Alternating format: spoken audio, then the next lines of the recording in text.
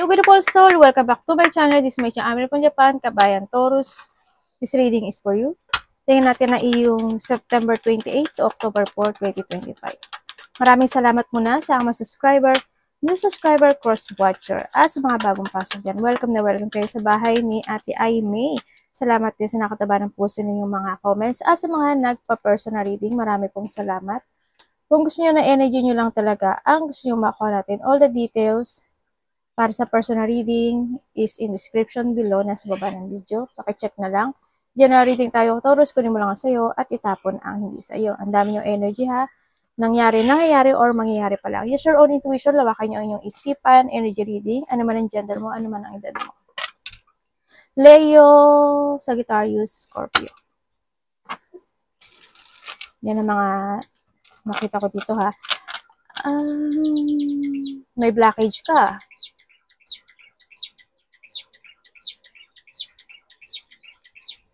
Medyo may mga unclarity. May mga gusto kang gawin, aksyonan, desisyonan, umpisahan, pero nagkakaroon ng blockage sa iyo. Nagkakaroon ng pag-iisip. Unclarity, no? Maaring nalilito ka, paano gagawin, paano umpisahan. May nag-open na door or idea ito, no, sa iba. Yan. Nalilito, thinking of negativity o kaya kawalang katiyakan. Nawawalan ka ng katiyakan doon sa bagay na yun.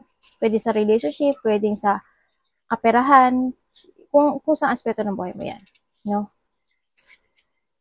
Unclarity, may mga unclarity situation. And then, syempre, is you're feeling emotions or magkakaroon ka ng reflection. Pwedeng alalahanin, emotion, thinking, dreaming, illusioning. No? Or nagkakaroon ng reflection from the past situation in life.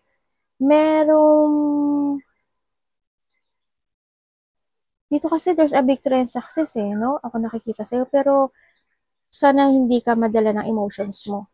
Or sana hindi ka ma-manipulate or ma-control ng situation, sa nakikita ko dito. Sana in a good way. Pero kung bad to, hindi rin maganda. Diba? Kailangan mo rin kasi na mag-focus ka to your dream, to your mga purpose sa buhay mo in a good way, sa mga i-main concern mo. Mag-focus ka doon. May mga bagay na kailangan i-let go. May mga bagay o sitwasyon na kailangan mo na ilaya yung sarili mo or kailangan na talaga mag-umpisa in life. Yan sinasabi dito. Kung mo nahahata ka na nakaraan, tama na. Kung nagkakaroon ka ng emotion, no, kailangan ng solusyonan at tapusin. Yan. May nakikita rin ako na conflict or anxiety. May mga tao na may masasabi sa'yo. Meron akong chismis Meron akong chismis. May mga nagchichismis, ganyan. May mga chismis, may pagkabalisa, ganyan. May mga madaldaldal na tao, ganyan. Na maari isa yun sa nakapagpabothered sa'yo, o kaya kilala na kung yung mali yung chismis na yon. Nakakapagpabothered naman talaga. May pangliling lang. May pangliling lang, nangliling lang, o liling lang, mangliling lang. May nandaraya no? Dito May pandaraya. Pwedeng ikaw din at may sarili mo or someone. O pwedeng bagong tao, pwedeng bagong situation na nagkakaroon ng pandadaya. Ganyan. Pwede rin naman na may mga katotohanan na hindi mo masabi. Diba? O kaya hindi mo maamin. Denying ka. Pwedeng ganun. Kaya maaari din sarili mo din isa yun sa maaaring sarili mo din blockage ka. Nagpa-blockage ka. May cheating may taong hindi pwede pagkatiwalaan. Sabi dito. Magkakaroon ng transformation o may itatransform, may babaguhin, at may paglipat. May ililipat? Or thinking about lipat? Parang gano'n. So, iba sa inyo, andito ang sitwasyon nyo, siguro, kasi may i-imagine daw kayo May mga inspiration, siguro new inspirations in life, new thinking, new creation, new passion, pwedeng ganun sa iba sa inyo. O may mga magkakaroon kayo ng enlightenment sa iba. Baka magkakaroon ng enlightenment and mag forward na kayo sa inyong mga plano this time. Okay na, kailangan na. Ano na mag-aksyon.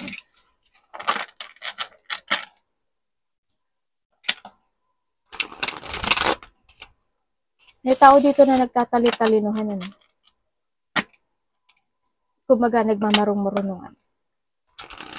Energy ni Taurus.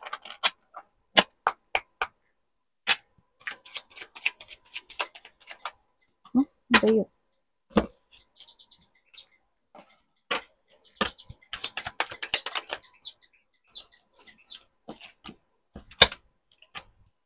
Ano ba ito? Okay. Energy mo.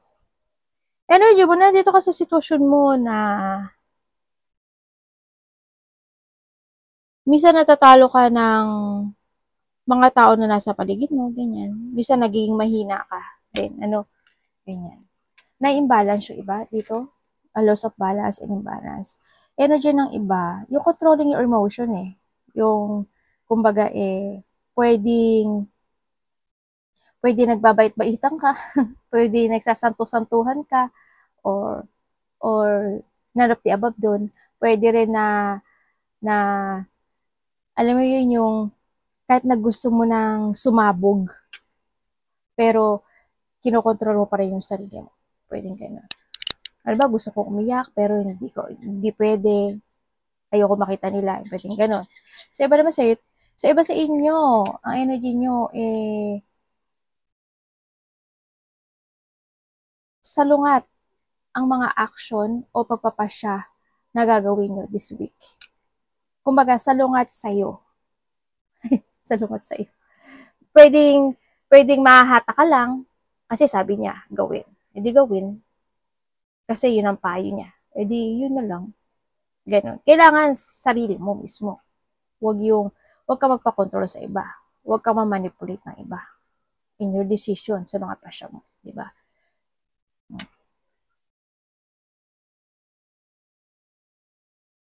Mag-ingat kayo sa pera. Ha? Mag-ingat kayo sa pera.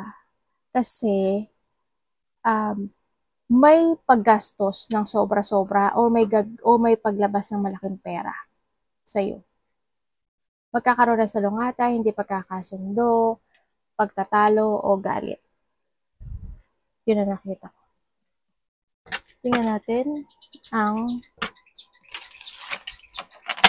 parating kay Taurus. Anong parating?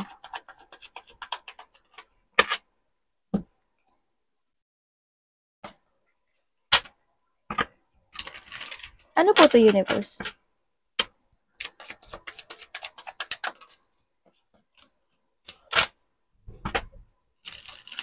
Ano yun?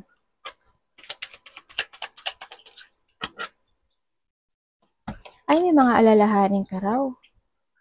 Parating sa'yo, may mga alalahanin ka raw. Ganyan.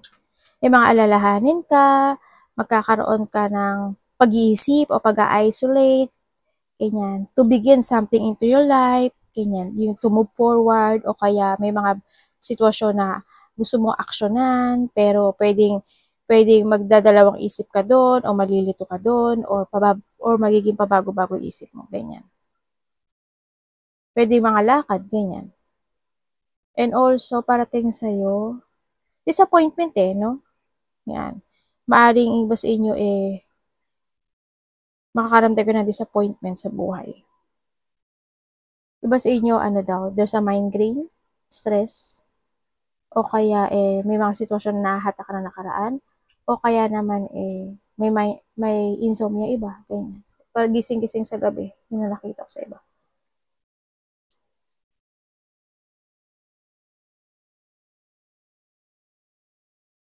Magbibigay ka ng effort, ng action, nandun yung lakas may pagpapasyahan ka sa buhay mo na pwede mong ikalungkot or pwede ika-disappoint. Ito. Yun ang nakikita ko. Pwedeng ma-disappoint ka sa isang tao. Pwedeng meron kang gustong gawin to begin something, project, idea, may lalakarin ka, pero ma-disappoint ka doon. Yun. Halimbawa, may nilakad ka. Halimbawa lang halimbawa, naglakad ka ng lisensya. Naglakad ka, halimbawa lang. Sample ko lang yun Pero, sabi bumalik ka na lang next time. Ako, para paka-disappointed na talaga yun. Sarap, ngut-ngutan na, di ba? Ganyan ganon. O kaya basta may mga lakad, decision, or situation. Ganyan. Na hindi magiging maganda yung result. Or kalungkutan. Pwede naman na may mga gusto kang gawin sa buhay na mapanghinaan ka ng loob. Malo-lost hope ka sa iba sa inyo. Ano dapat iwasan?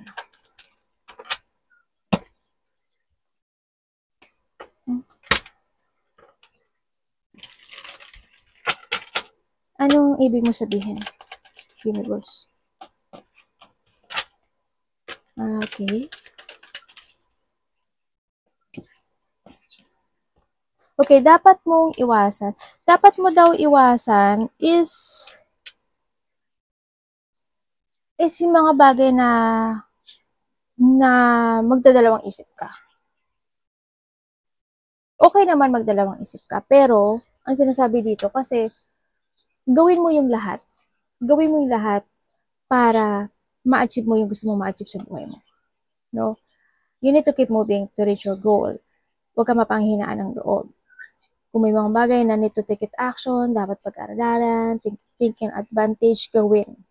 No? Kasi nasa sayo yung lahat para mabago yung destination mo.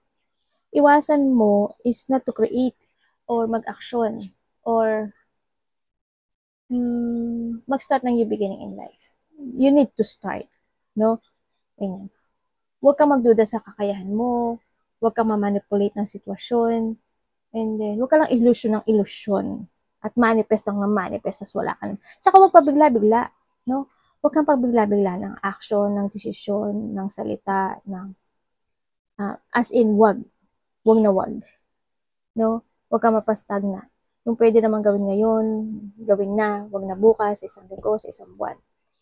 Yan. Ma-out of control, iwasan mo rin yun. Yung mga chaos, ano ba to? Ma-disorganize ka sa lahat ng aspeto ng buhay mo, iwasan mo rin yan. Iwasan mong linglangin din yung sarili mo. O dayain yung sarili mo. Or magpadaya. Love. Kamusta ang love ni Thomas? Siyempre, kung kailangan ka lang magsalita, magsabi, o gawin, sabihin. Love. Kapatid, anak, magulang, karelasyon, kapamilya, kung sino man yung love na yan.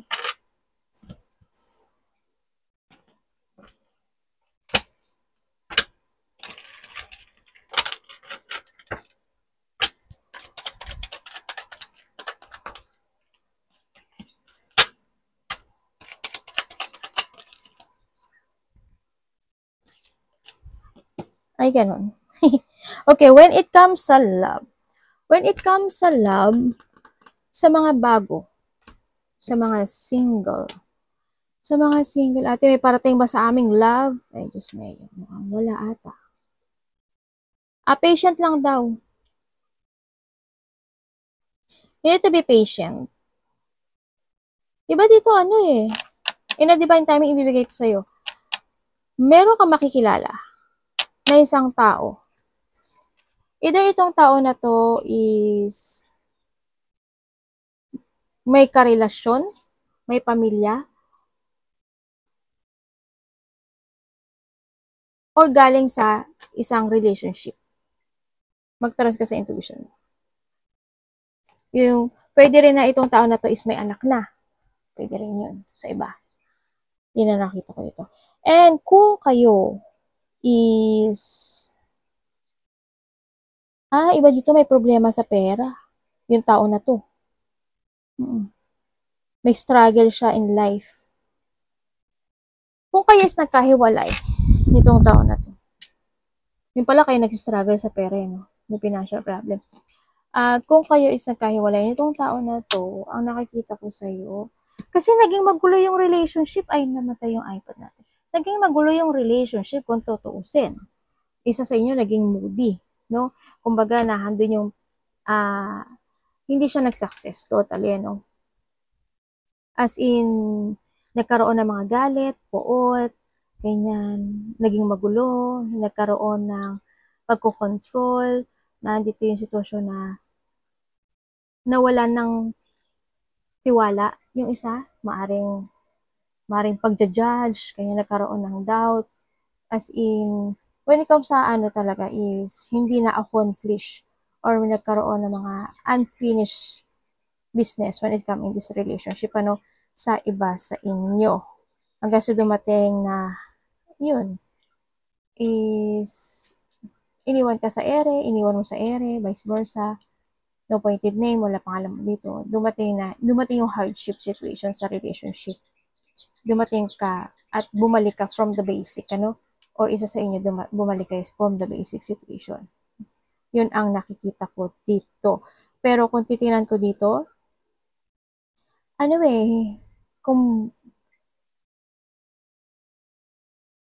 kung ito hiwalay na talaga, kasi hiwalay yung nakita ko dito hindi pa siya nakaka-move on. Isa sa inyo hindi pa nakaka-move on. Kasi gusto niya pang i-reset yung relationship na to. Yun ang nakita ko dito. Kung kayo naman is in the relationship, may pag-aaway. Ganun din naman sa mga nagkahiwalay. Nagkaroon ng pag-aaway, nagsagutan, hindi nagkasundo, nagtaas ng ego, isa sa inyo, no? May pinag-uusapan kayo when it comes sa territorial. Meron akong na territorial. Ganyan. Nagkakaroon ng pag-aaway, no? Kumbaga, magulo naman na itong nito. Oo, magulo, no? May mga unfinished business kayo. Tapusin nyo na to. No? Maaring sa iba dito magtatapos na, or sa iba dito is may mga kailangan pa talaga na ayusin na gusto dito sa relasyon na to. Kaya ayusin nyo na. Para hindi kayo maghiwalay. No? Kung may mga bagay na hindi na pag-uusapan, ito na yung time na pag-usapan nyo. O kaya naman, kung hindi ito sa relasyon na to, pwedeng sa part mo o sa part niya, maraming tumatakbo sa isipan niya na nakapagpapagulo sa kanya. Magpag-usapan nyo. Yan ang nakikita ko dito. Tingnan natin ang iyong pera.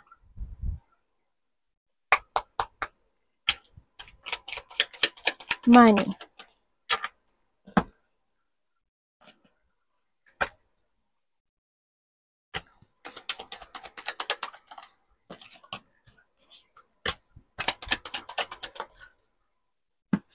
When it comes sa money mo, may nintay ka daw Pero alam mo yung money mo,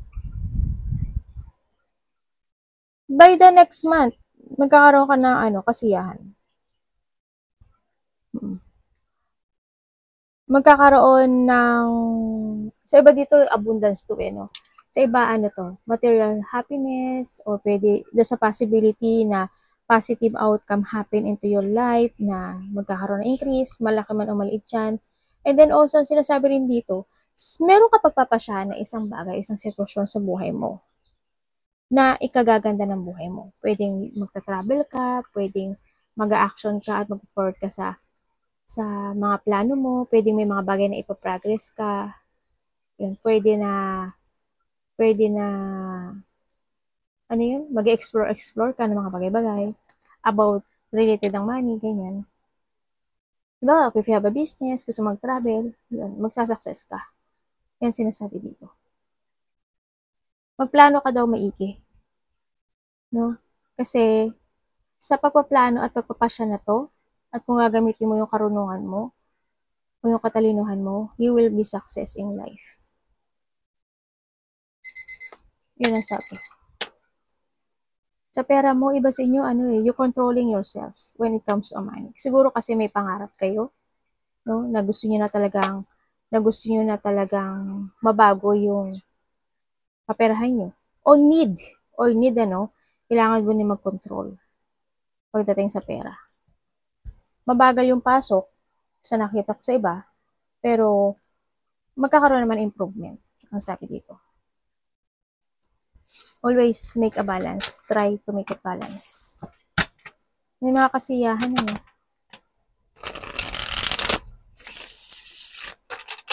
Iba sa inyo, meron kayong planning, document and papers, parang ganun. Kung ano man yun, magsa-success siya. Yan yung opportunity.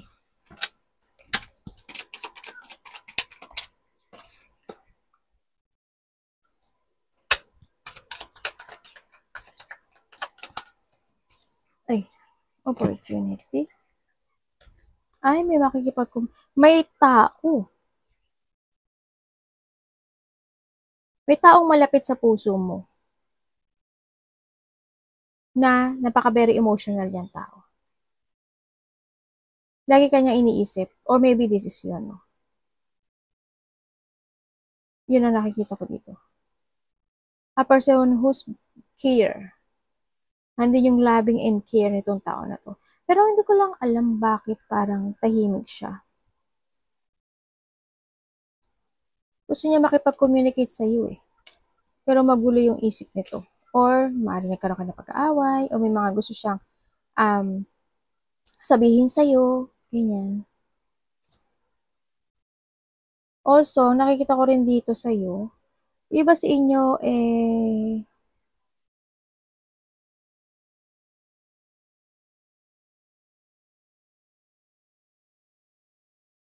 lakas ng nyo, pakiramdam, iba.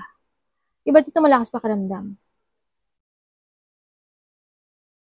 Maaring iba sa inyo may psychic ability kayo. O kaya, ang lakas ng pakiramdam nyo, lakas ng intuition nyo, ganyan. Ano mo siya, kasi makakatulong to sa'yo. Iba sa inyo mananaginip. May mapapanaginipan doon kayo na tao sa buhay. Tandaan mo yung mukha niya. O kaya kung sino man siya, no? Mapapanaginipan mo.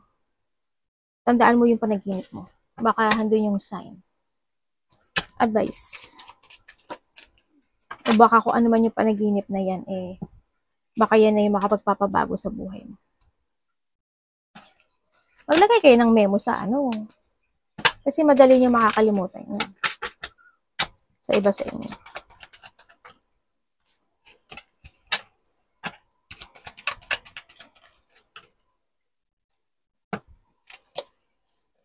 Ay, Galileo. Tapos na to, universe. You need to be aware, kasi there's a chaos ako nakikita sa'yo.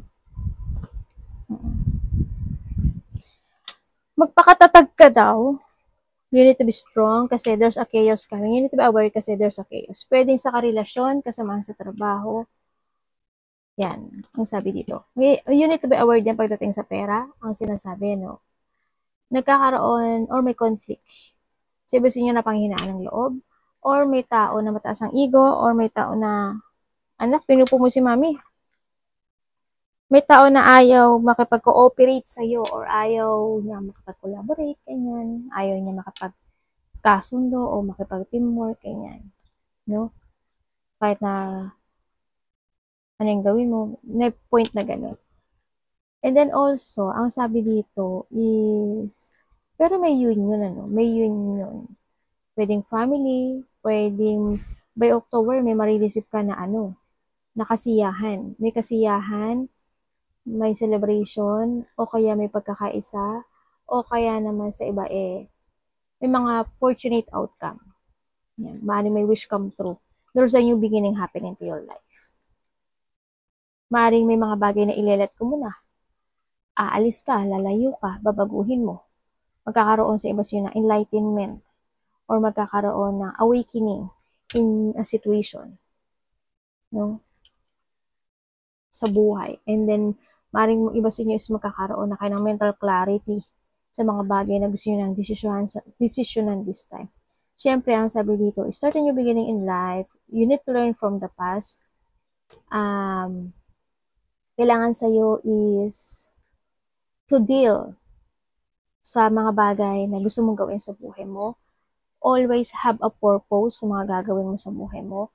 Hindi mo kailangang i-separate o lumayo o itaas yung ego mo or ma-misalignment yung sarili mo in a situation na ikaka-growth mo or ikakaganda ng buhay mo.